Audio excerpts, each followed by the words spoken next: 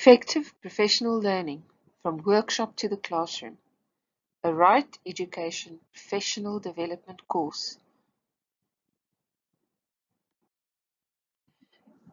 If you are reading these slides and listening to this recording, you are most likely also one of those people who have experienced the frustration of sending your teachers or your staff members to professional development workshops and then to have them return to school full of enthusiasm about a course, but then never seeing this new learning transferred into practice. It might have happened to you yourself that you've attended a course and you had all these aha moments and these brilliant ideas, and then when you go back to work after 2 or 3 weeks, you just get back into the thick of things and your new ideas gather dust either in a shelf or on your desk. So how does one actually ensure that this investment of time and money and effort, the work that you've put in to identify the right course and identify the problems that teachers that need to be addressed, how do you ensure that this is really transferred, becomes embedded in the school, and also, most importantly, make a difference to students learning? As a teacher trainer and developer of large-scale professional development systems, I've been searching for the answer to this problem for many years. And as an ex-school principal, I've seen which practices actually make a difference in the school and that ensures that this knowledge is transferred. One of the best books that I've found on this topic was written by two well-known educationalists, Yendel Hoppe and Downer. And in this book, Professional Development Within the Four Walls of Your School, they outline um, practices and give strategies that help you to look at how you could really ensure that effective learning becomes embedded in the school. And in this book, they identify building blocks to successful professional learning and actually examine through case studies what happens if any of these specific building blocks are not present in your school. We've developed an infographic and we will share this with you and then examine it a little bit closer.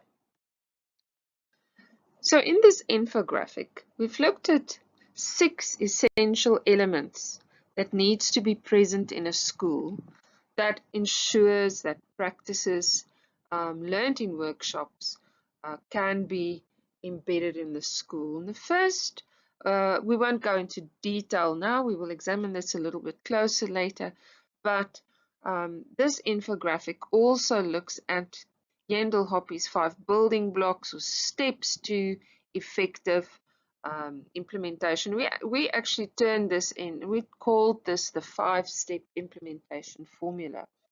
And my experience in so many schools and so many countries has also shown that these practices are really important for you to consider and for you to also look at what practices are like in your school at the moment. So let us move on and look at the first part of this infographic, which is the 6 essential elements. So what are these 6 essential elements? The first one is that the whole school should be involved. And the whole school will be involved when there are clear standards of practice and high expectations for teachers to follow those practices. So when a new pedagogical practice is introduced in the school, it could be trialed at first and piloted by a small group of teachers, but then it needs to become the expectation that everybody does that, and that when you decide what those practices are as pedagogical leaders, that there should be enough trust that when you set these practices, it is with good reason, based on good research, and it's proven to have made a difference in student outcomes. It is also important for students because they need to understand what these practices are. If all teachers follow these practices, it becomes easier, it becomes routine, it becomes embedded in the very DNA of your school. So the second one is collaborative teamwork. Now, we know that we learn better in collaborative groups. We know that social learning is really important for the brain, that social learning and peer learning supports the teachers, those who are struggling. Becomes vehicles or places where good practice can be shared. It is safe spaces for teachers to work together. And of course, we know that teamwork is really essential. And as adults, we have to also model this for our learners. The third element is peer coaching. Now, there is a myriad of research studies, large-scale research studies out there that emphasizes the impact that peer coaching has. And in a school, peer coaching should become part of the practice and also linked to the teacher's professional evaluation. Because we know that it's the one-on-one opportunity or these one-on-one opportunities that really offers really meaningful opportunities for change and learning. The fourth one is a question that you have to ask yourself, and that is how much time is actually made for reflecting on the impact of these strategies. And the best place to do this is within the professional learning communities. That should also be structured and part of the DNA of a school. Of course, target setting, the next element, is as important. We know that you have to set targets for achievement. It's only through setting those targets that people will be able to experience a feeling of success when they've reached those targets. And it also helps the leadership in the school to monitor. And it's linked to those clear expectations and the standards of practice that are set for all staff in your school. And then, of course, last but not least, is that this is continuous development. Professional learning is not a once-off activity. It should be prioritized, and different teachers, of course, and staff would have different professional learning needs, which can be catered for in many, many different ways through individualized online learning, peer coaching, literature, book reviews and book learning, um, uh, staff discussions, various different ways in which professional learning can actually take place.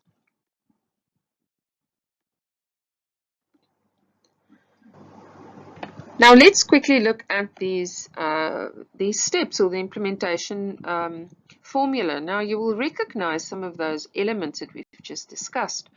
But of course, first of all, we always have to start with the starting point. And a data-driven organization is always so much more effective. So using surveys, analyzing student performance data, looking at feedback and focus group discussions, a work study, and all kinds of data that is available in the school as a school, but also for individual teachers, starting points need to be determined. And then through this, that would help identify the areas for development. Then after that has been identified, you then have to discuss or just consider where and how this learning could take place that could address those areas.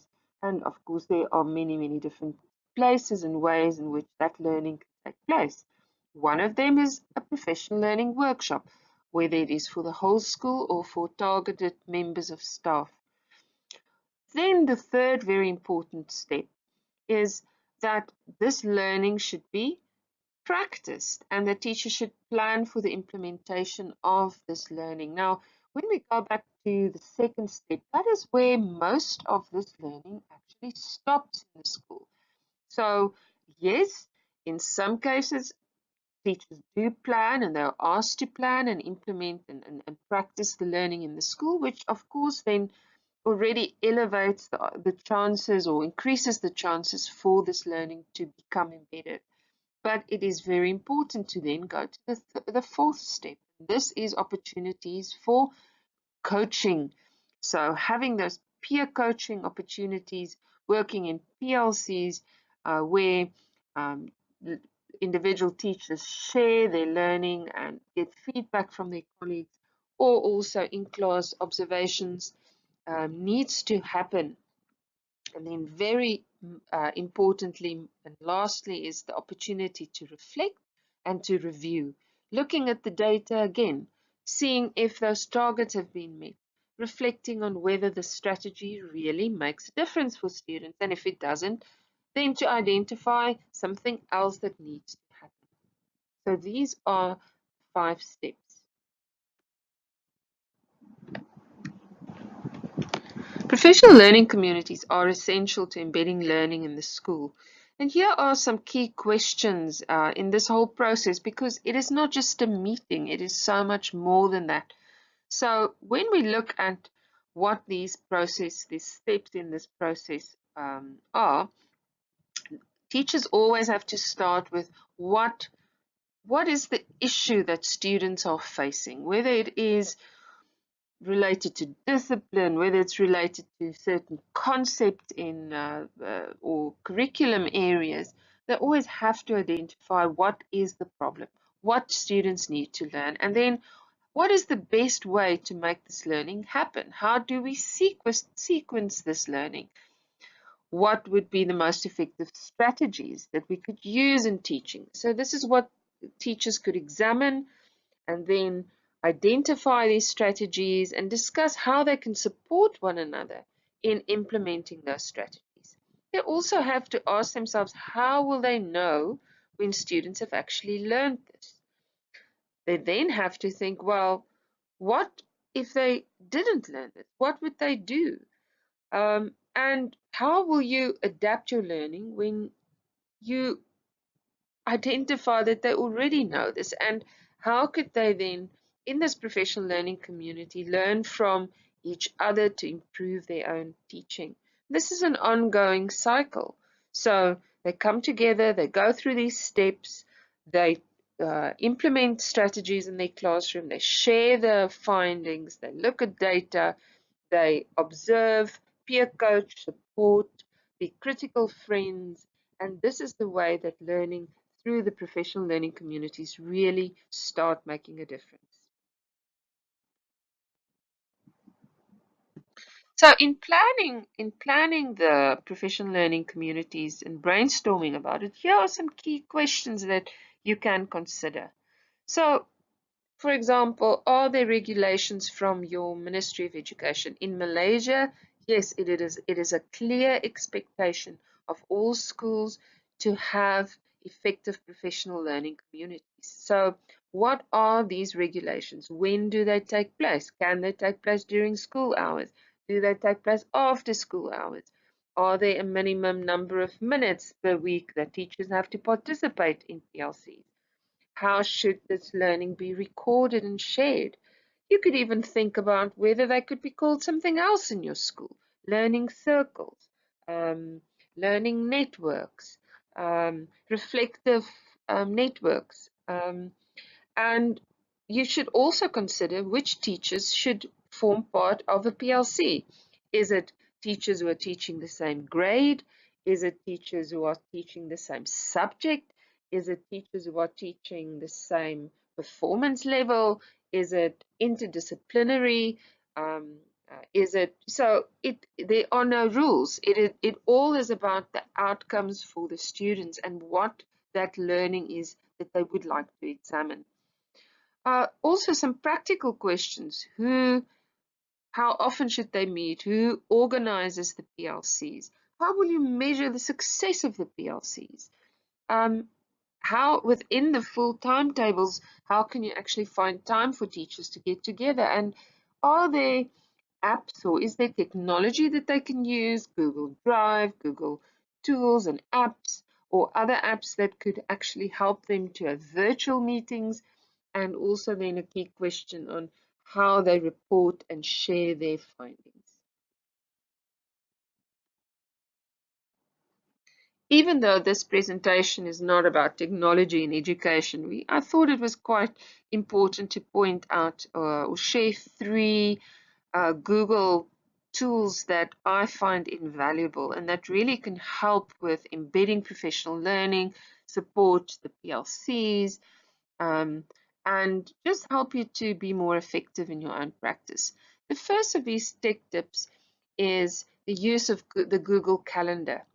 So too often, scheduling in a school is a huge issue, and finding time for people to get together is really difficult. So by using the Google Calendar in your school, it really helps you instead of having to look at uh, a paper calendar, and I know the difficulties of the timetable and absent teachers. So if you use your Google Calendar, it's easy for you to see when teachers are free, easy to share dates with parents, easy to get requests for meetings, who has confirmed attendance, and also get reminders and updates when locations or times have changed. We've given you a link to tutorials on how to use the Google Calendar that can help you to be more effective in planning and utilizing your day effectively. The next tip is using Google Forms.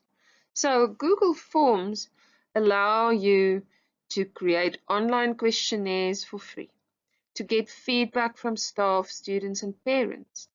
You could do your learning walks. It immediately analyzes the data for you.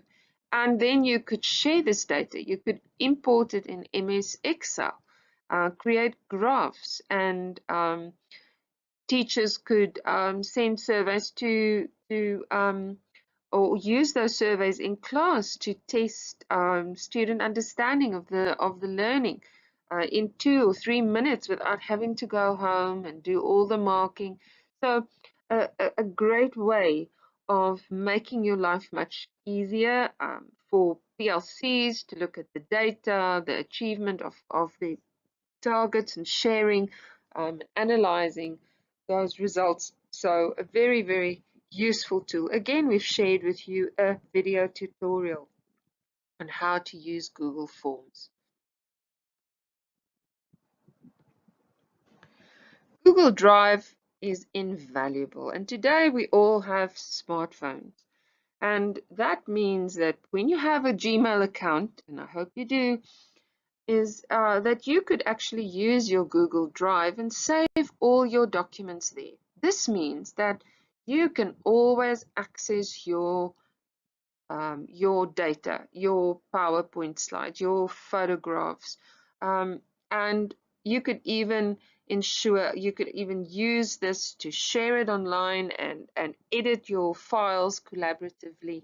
You don't have to worry anymore about losing your USB. You don't have to worry about viruses or losing your valuable data. You don't have to copy and paste and waste so much time. Organize your files. It's so easy to do. You can sync all your information so that even if your computer or your phone is stolen, your Google contacts are all shared. And of course, these are just a few files, a few tips from tech tips from Google, but of course, there are so many more. The Google Classroom, the Google Apps, and every day it's just more and more useful tools are added. So look into the possibility of doing the Google Educator course, and a world of time-saving tools and strategies will open for you.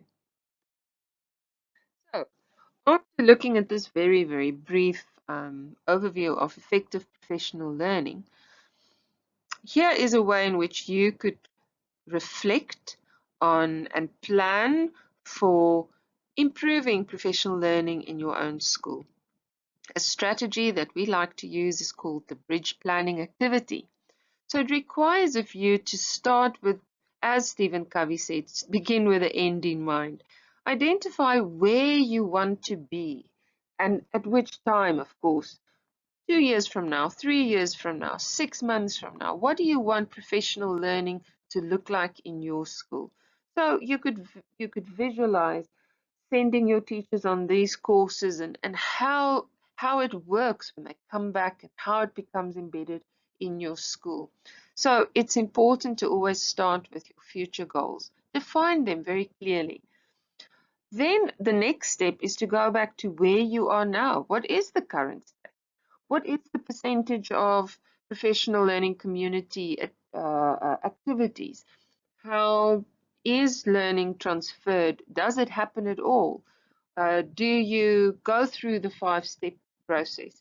Are the 6 elements in place in your school? And where are you now? And use some data to determine those steps. And then comes the action. How do you bridge that gap? What do you have to put in place to ensure that professional learning becomes embedded in your school? Get the book that we've recommended, and read some of those fantastic strategies that they share about making time, stealing time, finding ways to fund and to support this learning in your school. Really great practical tips that you will really find very useful. You can also download some of the questionnaires that we've created for you, and turn it into a Google Drive survey, um, and enjoy this. I hope that this makes a difference. I hope you enjoyed this, and give us some feedback on your learning from this short overview.